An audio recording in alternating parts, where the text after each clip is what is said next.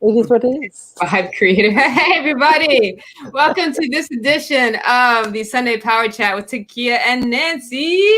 We are so excited to be with you today. As always, we're coming to you after a week long of life and living and having experiences and bringing our experiences to you in a way that the way that we process that in a spiritual nature, so that we can all continue expanding and growing and learning together.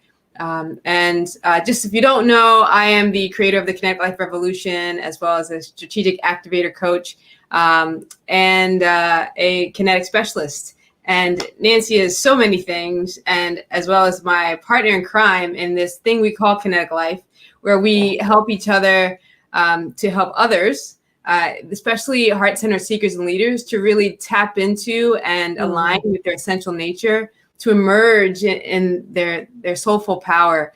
And that often includes letting go and shedding the weight that weighs upon them, that no longer serves. It might be emotional, physiological, whatever it is. You know, if it's habits that you've developed that are showing up in your physical nature that you want to shed, if it's the emotional weight that's anchoring that physical weight that you want to shed, whatever it is, we're here to help you do that, to get more free. That is the goal, for us to tap into and access the true nature of ourselves, which is freedom.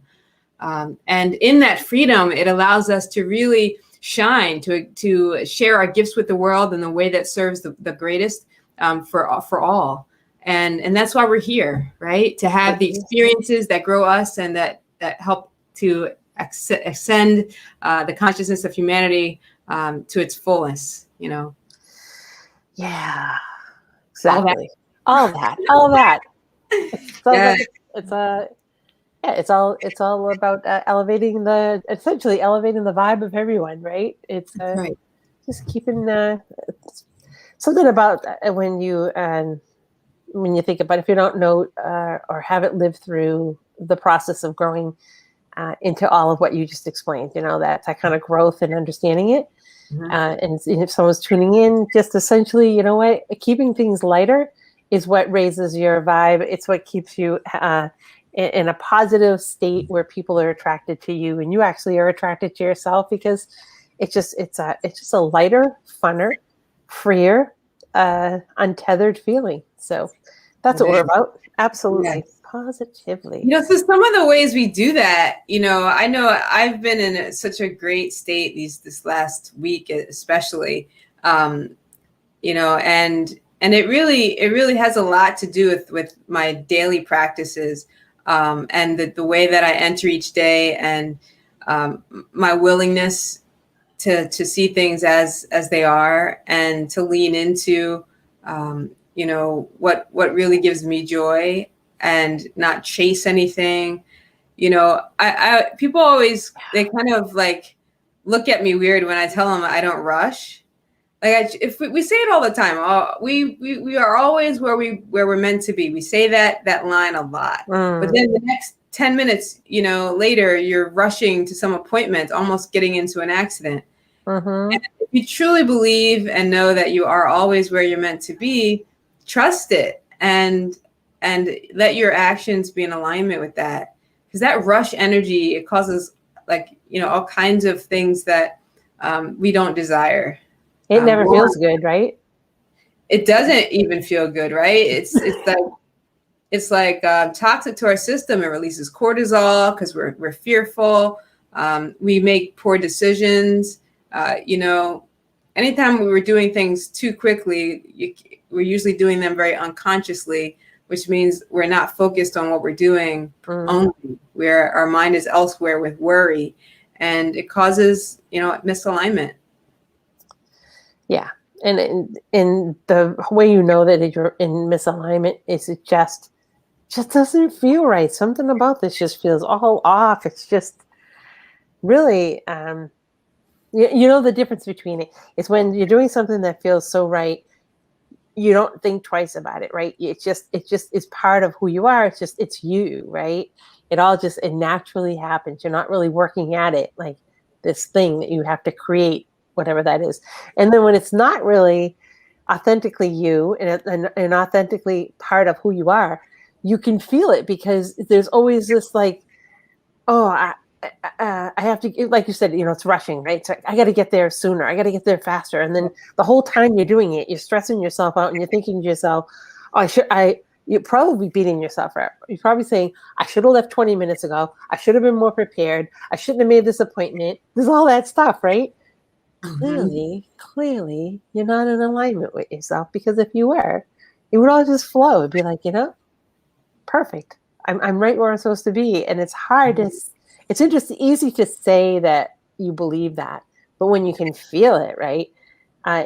It's so part of you that you're not actually switching a switch. It's just, you have to just trust yourself when something doesn't feel comfortable to you. And that's different than being discomforted, which is very, like, because just sometimes you get in a discomfort phase because you're about to grow. But this is more like just doesn't feel right. Like I have a wedgie of some sort. It's something very uncomfortable going on here, but I'm trying to make it feel good. I have a spiritual wedgie. Yeah, it's true. It's like something's just not right. And I'm squirming and just trying to figure it out. Off. It's off.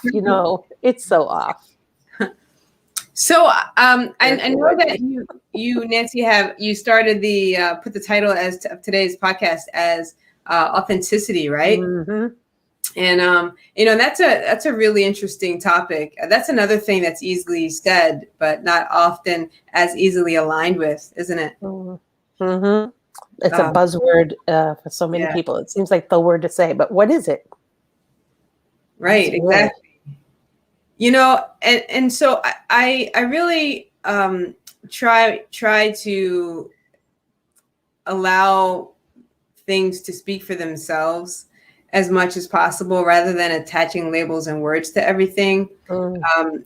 And sometimes, there just is a way that when, like we were just talking about, when you're in alignment with self, there is a sense of unity, of wholeness that you feel.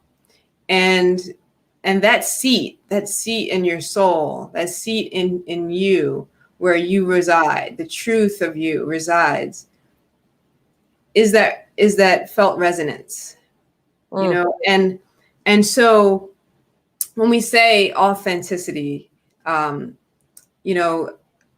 means to be in alignment with that.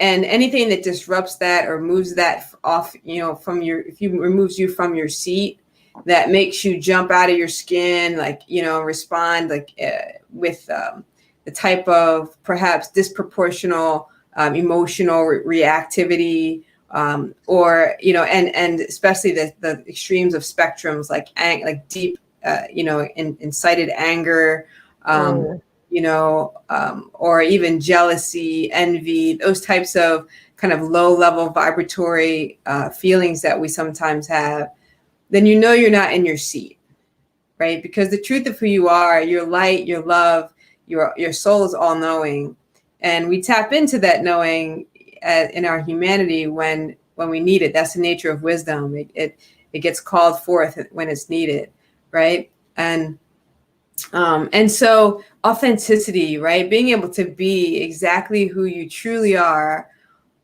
all the time, right?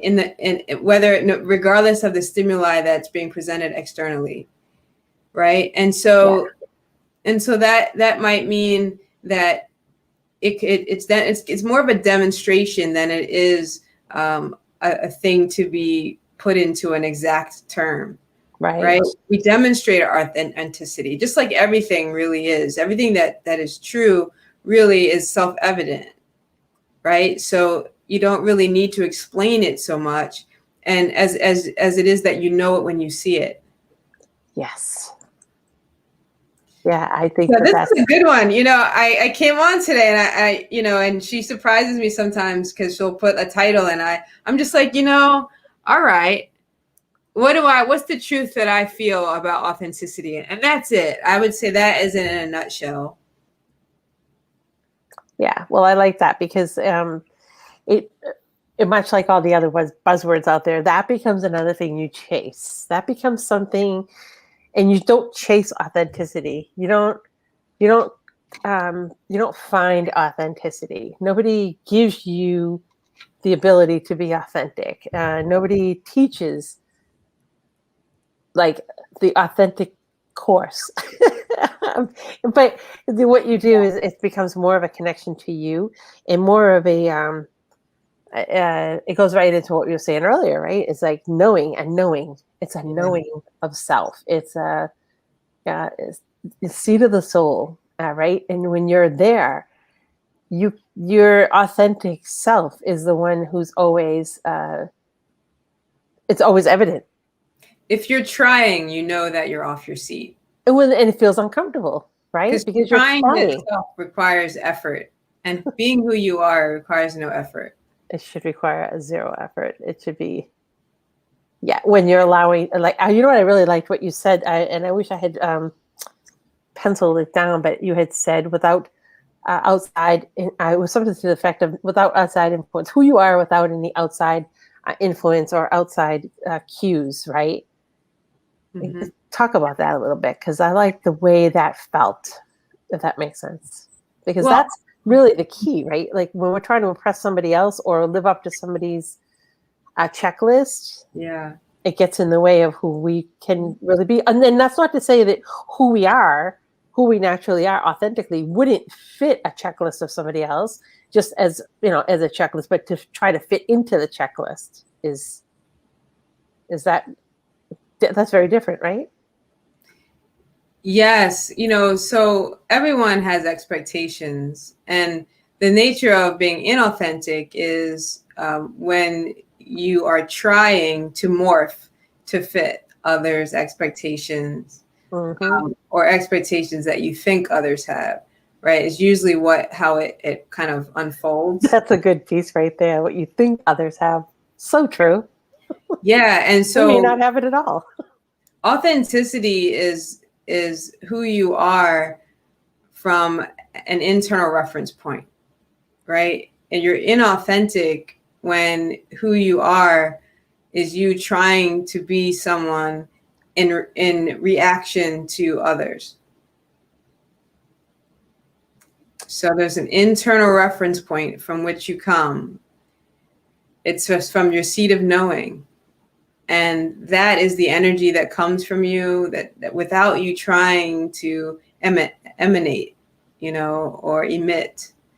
It just is who you are. And it's what people love, because sometimes people will just be around you and they'll feel you. And that feeling is the truth of you, and is often more felt and experienced than any of the words you use or any of the actions that you perform. Yeah, I agree with that.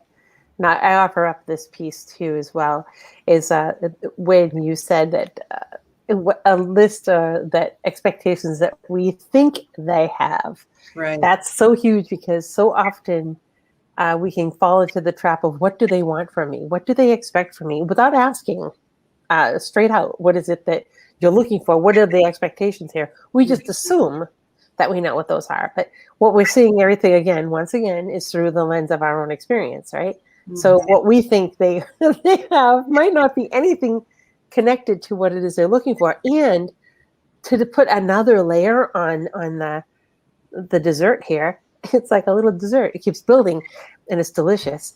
Is that when we get to the point where we think sometimes if you even ask somebody what are your expectations, they can only have expectations based on what they know. But if your authentic self is something they've never encountered before, right? Then they can't even put that into their expectations of what they were looking for. And it's only when they meet you, know you, feel like you said, experience the you that you are, that they say, I had no idea that I could even have that in my life. I want that. So that expectation might not have been there, or I was looking for it was not even there before until they got to experience the authentic you. So you have a duty to yourself, to your creator, to live that authentic you, so that others can finally see that that's what they've been missing, a piece of that energy around them sometimes. And if it doesn't fit, then it's okay. So often, the thoughts that we have about what other people may be wanting from us or expecting from us are what we fear. So we can only draw from our own reservoir of thoughts collected, and we recycle them, and then we reuse them and reorder them based on our experience. And the brain especially will try to create the future based on the past so that we remain in a pattern that feels safe to it. And so we pull the information about what we think people want from us so that we can satisfy the needs that we have, either to belong or to have love and connection, or to feel like we're growing or to feel significant, whatever it is that we're trying to achieve by doing the thing or saying the thing, is usually based in fear. When we assume, it's usually based in a fear that we have about not being or not having the needs that we have in our humanity to fill.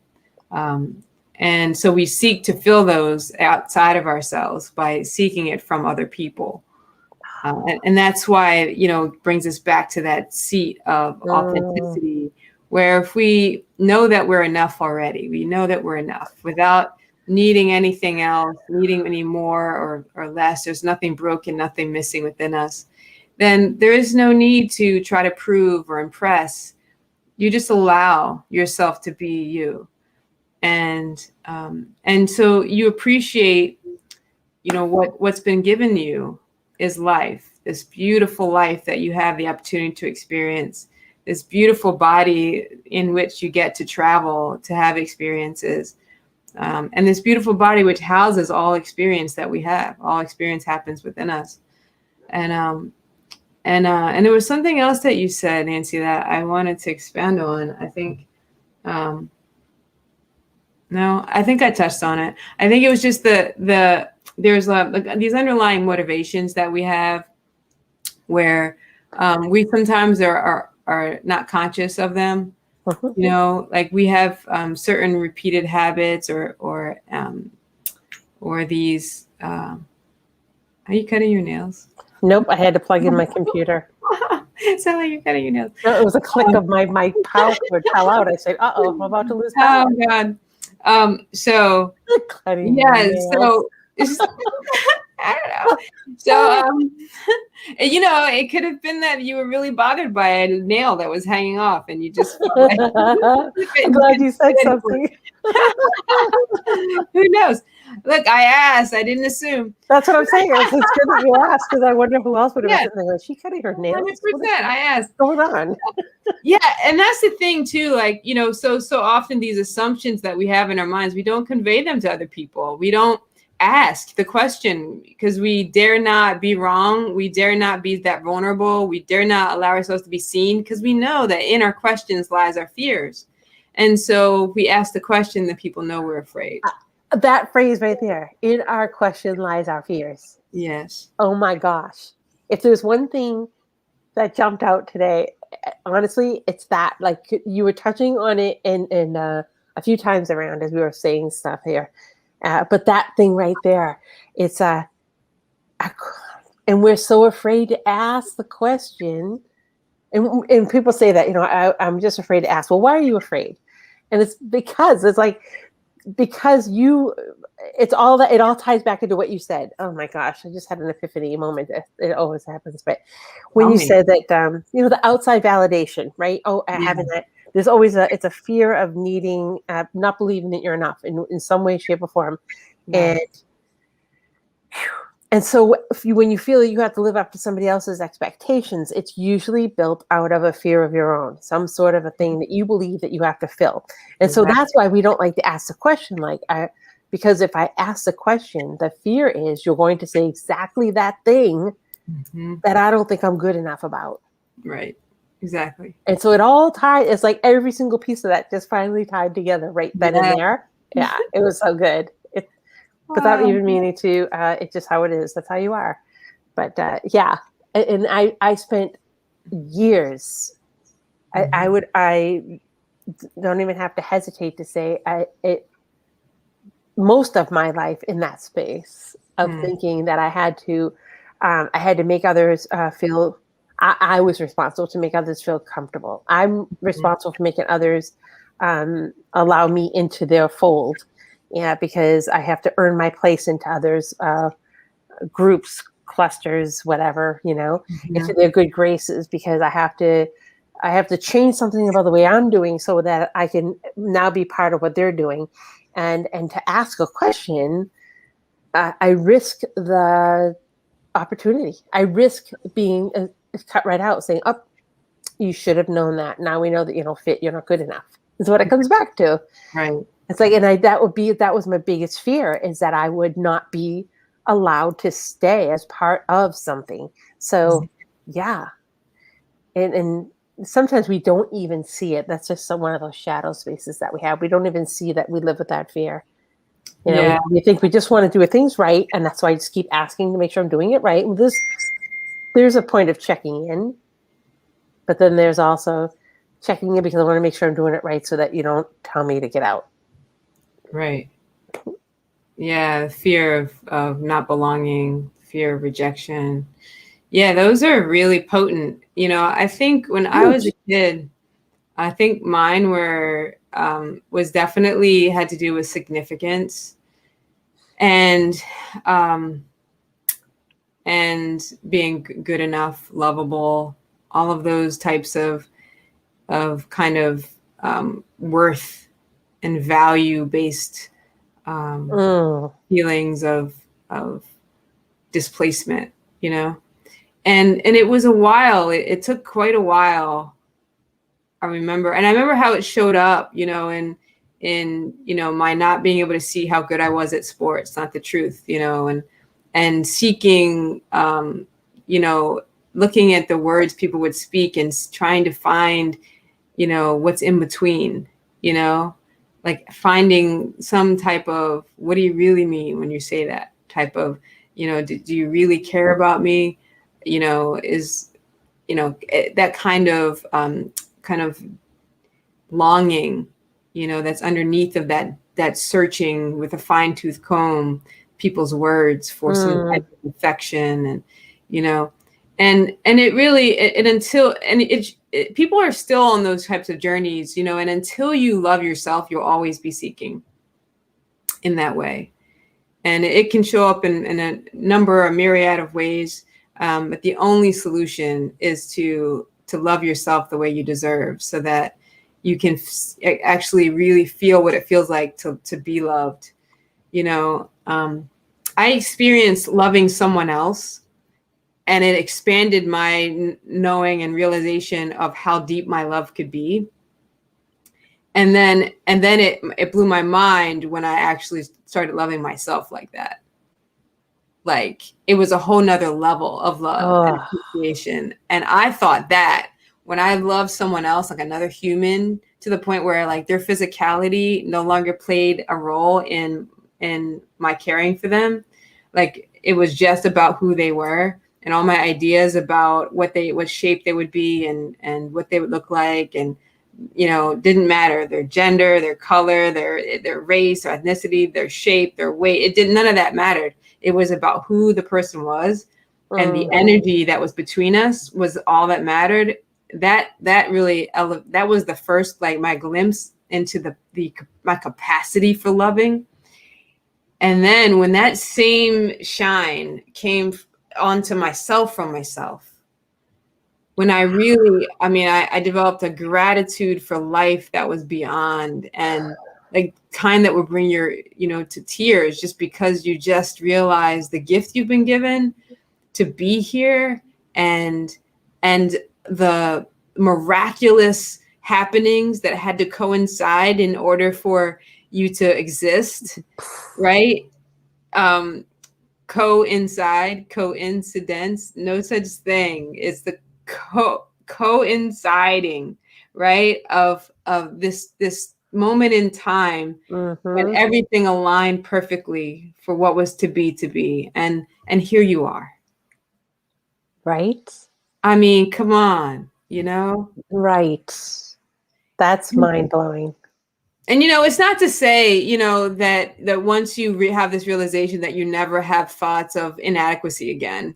I mean, the nature of us is that we're ever expanding. And Mm-hmm. so you could settle into this comfort zone, or you could keep trying new things. And every time you try new things, there might be this residual sense of I'm capable, but there's still some doubt as to whether or not like you're going to be successful at the thing the first time. It's Sure. natural, it's new, your brain has no idea what it is, you have no experience with it.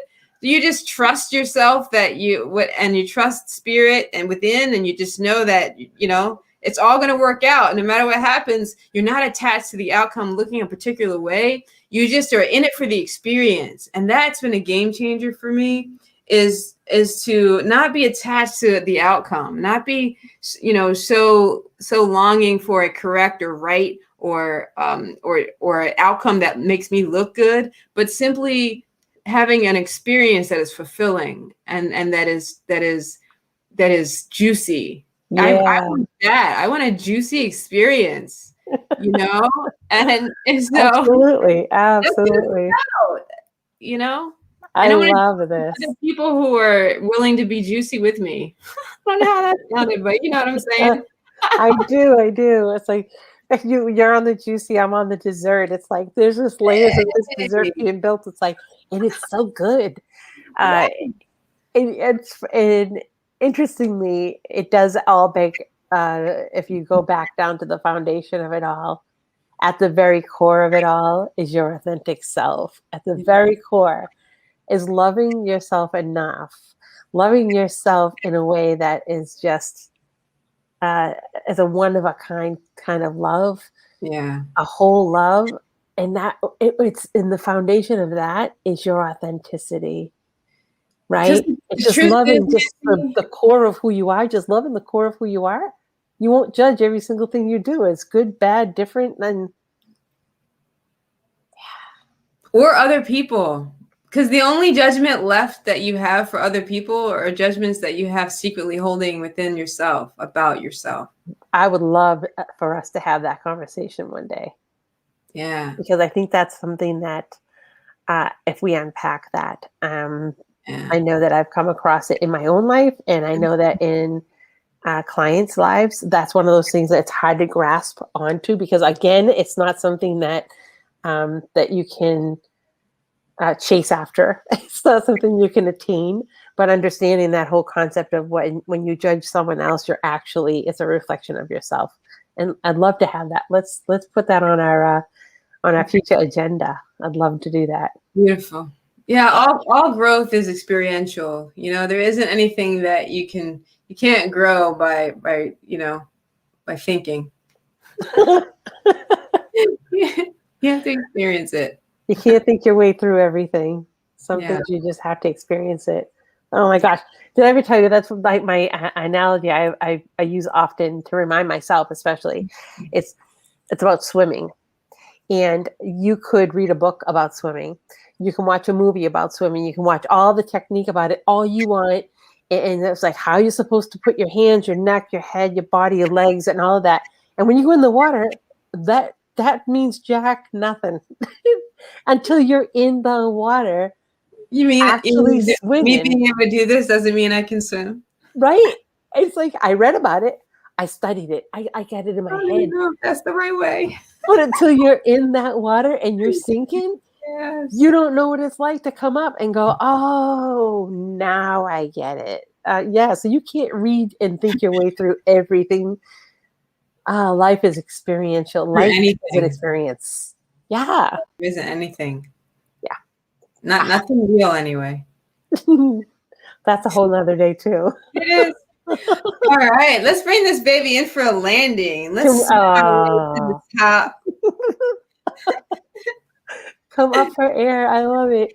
Oh my gosh, you're amazingly made. There is no one on this good earth, in this world, designed to be you except for you. So design the crap out of that and have fun with it. Yes. That's what I think. You are more than enough. You are necessary to the unfoldment of the cosmos, and we await your genius. Peace and love. And can we just mention? Oh yeah. Hey, we have a group called the Kinetic Life Revolution, where we have deep conversations like this, and we assist people in that experiential learning path and process to align with their essential nature. And we would love to have you join us. So we'll put the link. Nancy, could you put the link in the comments for us from the group? And please come join us. You know, we'd love to have you. If you have any questions or topics that you'd like us to talk about, please put them also in the comments. We're here every Sunday around this time, 6:30 to 7-ish, 7:15. We wrap up when we feel the flow is complete. And namaste, baby. Yes. And we're so grateful that you've joined us and you've tuned in at whatever day, time, year, whatever zone you're in at any time. I know we have some friends who are coming watching us. I know it. I can feel it. I had this really amazing something outside my window for about 3 nights in a row. Oh. Just saying. I took pictures of it. I'm just saying. Another tuner-inner. All right, so we'll be back here. So come back. We'd love to see you. We'd love to hear your comments. Drop it in the comments, and we will get back to you. And until next time, I guess it's peace out. Sayonara. Sayonara.